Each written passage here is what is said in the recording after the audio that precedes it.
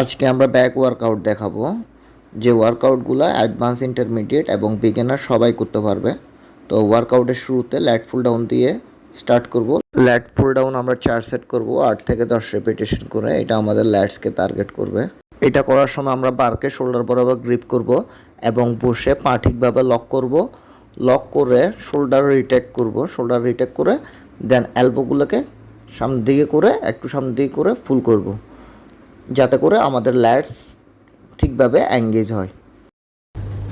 এটা করার সময় আমাদেরকে এলবো দিয়ে পুল করতে হবে, এলবো দিয়ে বাইসেপ ব্যাক স্ট্রেচ করতে হবে এবং স্লো স্ট্রেচ দিতে হবে।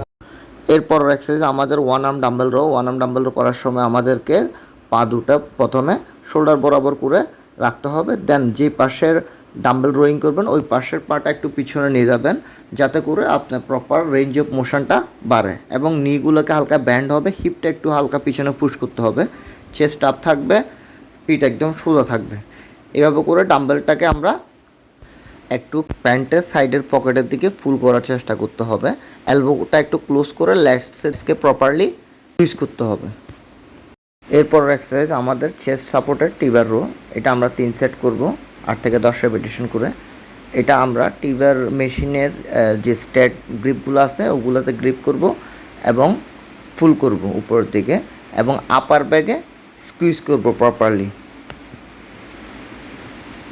এরপর এক্সারসাইজ আমাদের স্ট্রেট আর্ম পুল ডাউন। এটা আমরা ইনক্লাইন বেঞ্চে শুরু করব, যাতে করে প্রপার স্টেবিলিটি পায়। এটা আমাদের লোয়ার ল্যাটস এবং সেরিটাস মাসলকে এঙ্গেজ করবে। এটাও আমরা 3 সেট করব, 10 থেকে 12 রেপিটেশন করে এবং সবার শেষে আমরা হাইপার এক্সটেনশন করব লোয়ার ব্যাকের জন্য। এটা আমরা 10 থেকে 15 রেপিটেশন করে 3 সেট করব। যদি ওয়েট নিতে পারেন তাহলে কিছু ওয়েট নিয়েও করা যাবে।